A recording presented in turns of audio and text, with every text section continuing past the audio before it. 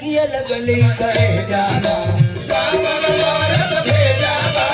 अगिया लगले करे जावा कामन मारत भेजावा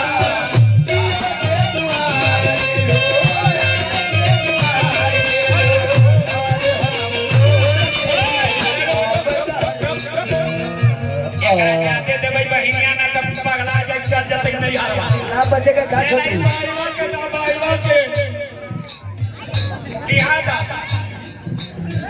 हाँ दिए दे दिए ओकरा की मैंने हमरा छोड़ के दिए घर भाग जाओ और का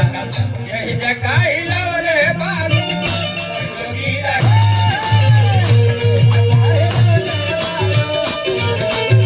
और का एक ये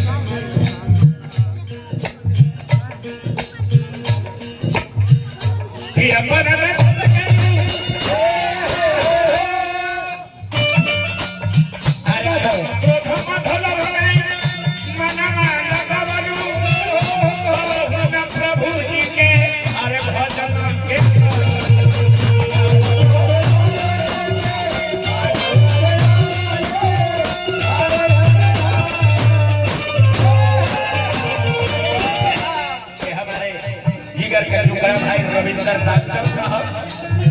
बहुत दूर से आए बड़े हम काज करके हाय हाय हां हां बहुत सुंदर कलाकार भी वाले हाय हाय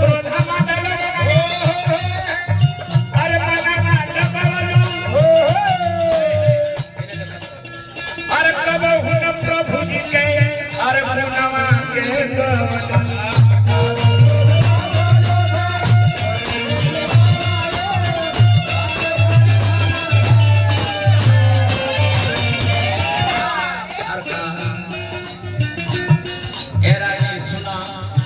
बड़ी बड़ी मन मारा हाय हाय हाय हाय जैसे तू निमन मारे थे एक बार हमरो निमन मारे थे सुनाई प्रभु के भजन ना करवा प्रभु के भजन ना करवा प्रभु के भजन ना करवा प्रभु के अरे भजन ना करवा अरे तो प्रभु के भजन ना करवा ठोकाई तो रखी अरे पगली यहाँ हिलावा तरी वहाँ डोलावे के पड़ी अरे भैया ही जगह अरे हिलावले दारू तो एक जगह अरे हिलावले दारू अरे ओही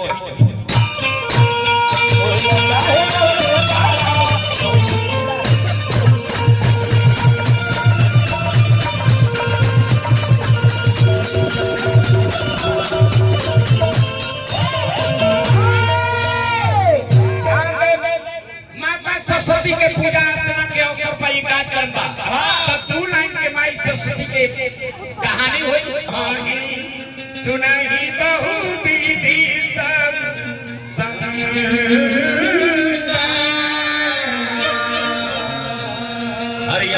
हरि के कथा अनंत है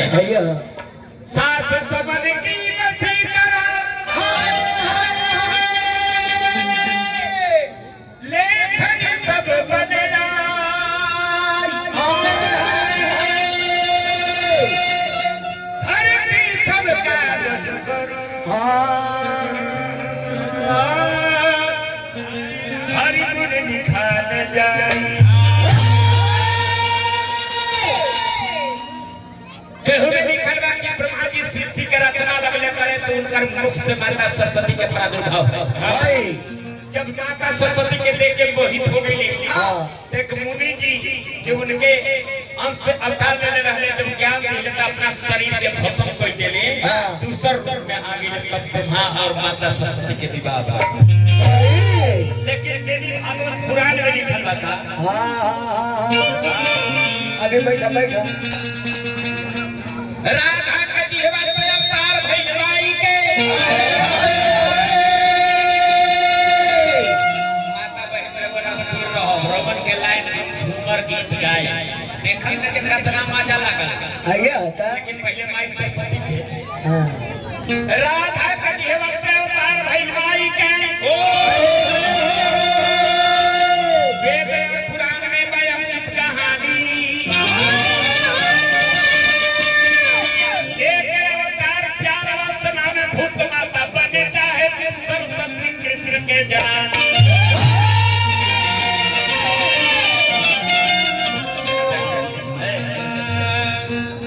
माता सरस्वती त्याग बिना धरवा गाना बजाना खिलवाड़ नहीं की आदि परमात्मा श्री कृष्ण के आधा भाग से राधा के अग्रभाग जी माता सरस्वती का प्रादुर्भाव है। माता सरस्वती प्रकट हो गई। ध्यान दे माता सरस्वती प्रकट हो गई तो राधा के जी हम से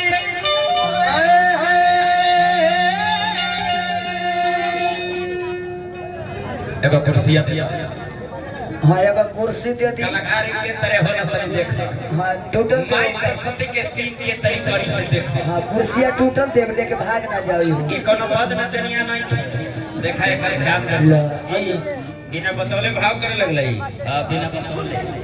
इहो तोरा फोल्टाने वाला है गाजी लो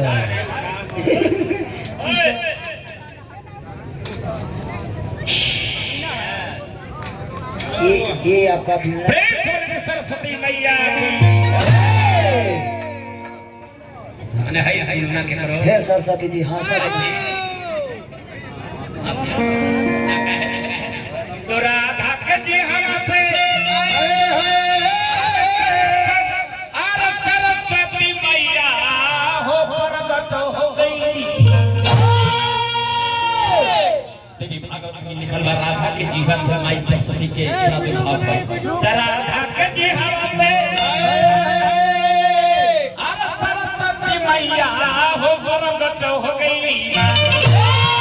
तो बतिया अर सुना बाबू भैया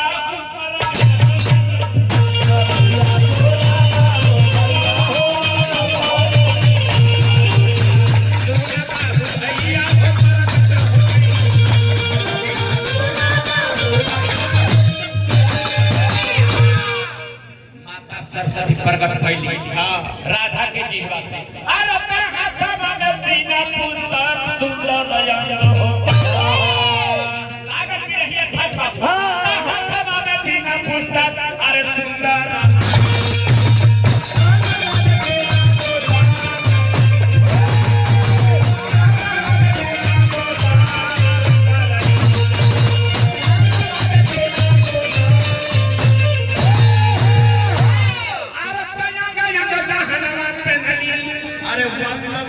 श्वेत रंग हो अरे तनंगा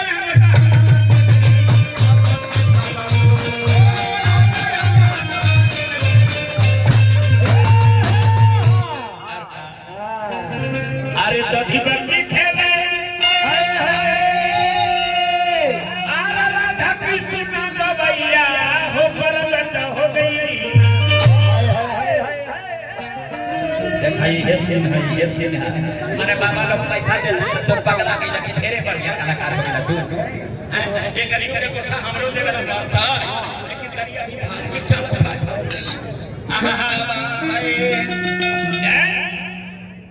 अरे दधी बंदी खेले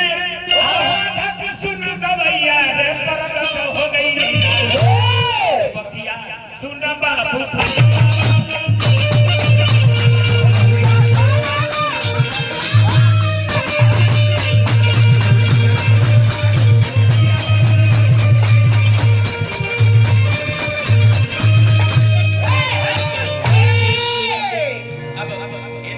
भगवान वाले सरस्वती मैया सरस्वती मैया श्री कृष्ण भगवान के देख के बड़ी बड़ी मंद मंद मुस्कावत आई। कृष्ण भगवान समझ गए कि समझ गए अरे लो आज गोइल बिसुन पद गोइल तो देखिए कृष्ण के मोहित भइल मनवा माता सरस्वती प्रकट भइली राधा की जी से लेकिन कृष्ण के देख के मोहित हो गई। हाय हाय हाय मान ले कि तू सरस्वती है और कृष्ण एक बाबू के बना और पूरा बहुत ढेर दिक्कत हो जाता है। खाने ताकत दरबाजी तो हाथ मेरा खड़ा हो जा प्याजी वहाँ देखे ना भल्लादार बैठे हुए हैं, उनको उठाइए ना। अरे हाँ ये उठ जा बेटा। क्या है श्री कृष्ण बार श्री कृष्ण ये देखो तो कृष्ण जैकेट पहन के आयल है, बंडी कृष्ण भगवान के देख के मोहित हो गई सरस्वती मैया। बोल अब देखिए कृष्ण के मोहित भाई ने बनवा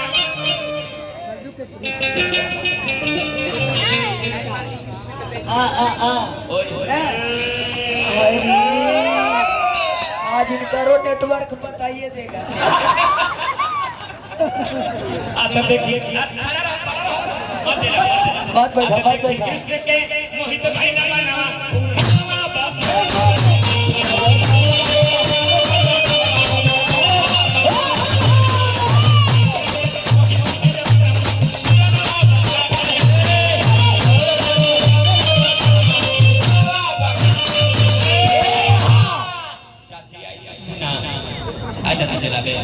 हाँ तो कोई दिक्कत हाँ ऐसा मना लिया कल क्या कर छोट गोट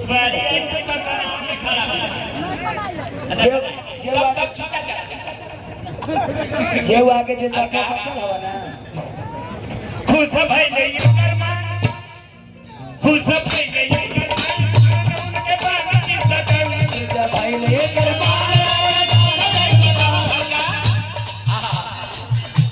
देख मना खुश भाई बात मन हमरो बात में बजाए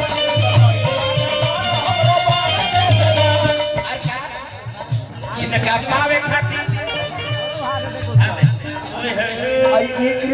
ये कृष्ण जी के तोरा जाते हार ही नहीं था। इनका पावे खातिर व्याकुल बाबा ने कि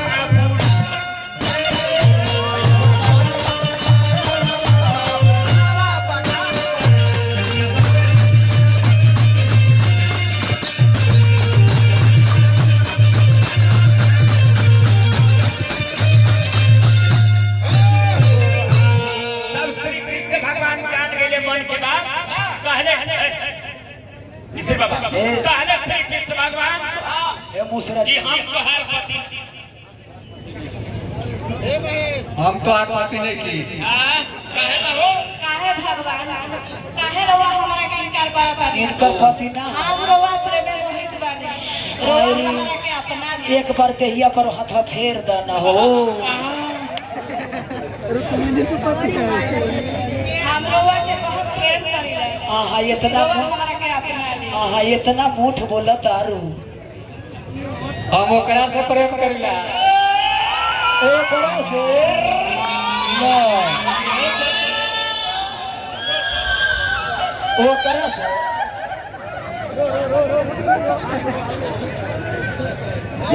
जाए दादी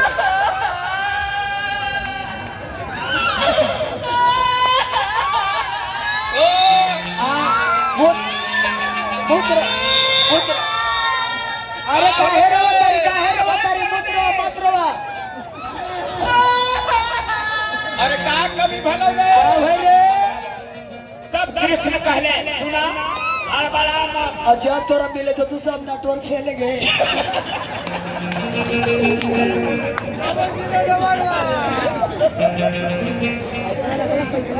कम से कम एक बार भी सरोज अभी कृष्ण जी के बोलने दो अगर नियन उबारा नहीं चल जा। कृष्ण जी कहले कि हमारे जैसा विष्णु भगवान वाले क्षीर सागर में चल जाओ उनके पति बना लो। तब श्री कृष्ण भगवान प्रथम बार यही बात श्री पंचमी के प्रथम बार हार फूल हाथ में लेके अब माता सरस्वती जी के लगले पूजा करे। श्री कृष्ण भगवान सर्वप्रथम धरा हाथ में फूल अल्लाह एगो गुलदस्ता देती हूँ धर एकरा से पूजा करो एकरा से हार फूल हाथ लेके चरण में माथ धरे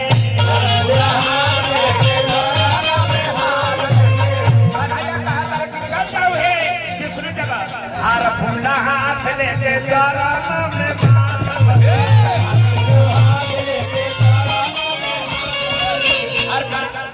अच्छा वैसे तू आरती उतारी लो हाथ तोरा के मर्दाना के मुंह मारो।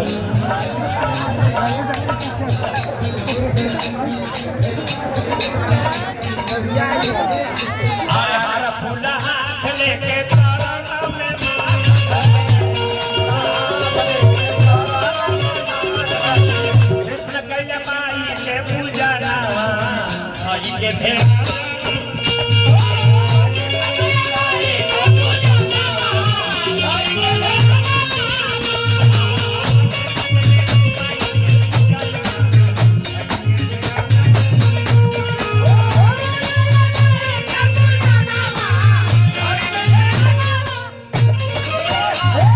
विष्णु जी कहले कि चल जा जा कहले कृष्ण जी कि हमरे नियन को विष्णु भगवान बना दे यही रुको रुको जल्दी पूजा करके आगे चल जा अपन उनका के पति बना ला ये माई सरस्वती के संग कृष्ण भी रुक रुक रुक कृष्ण जी साथ जाता रहे देवता लोग भी अब खड़ा होकर साथे जब कम से कम विष्णु साथे साथे चल जा साथे चल फिर गए विष्णु भगवान के लगे कृष्ण भगवान और देवता लोग समस्त देवता मिल के और विष्णु भगवान भी लगले पूजा करे प्रेम से सरस्वती मैया विष्णु भगवान खड़ा हो जाओ बाबा खड़ा हो जाओ बाबा हो विष्णु भगवान की सरस्वती मैया विष्णु भगवान की सरस्वती मैया की जाए दो रहो बाछी छुआवे को नौबत नहीं है ये तरी कथा के हम यहीं रखता नहीं ये कथा के हम यहीं रखता नहीं प्रेम से सरस्वती मैया की जय विष्णु भगवान के लगे माई सरस्वती चल गई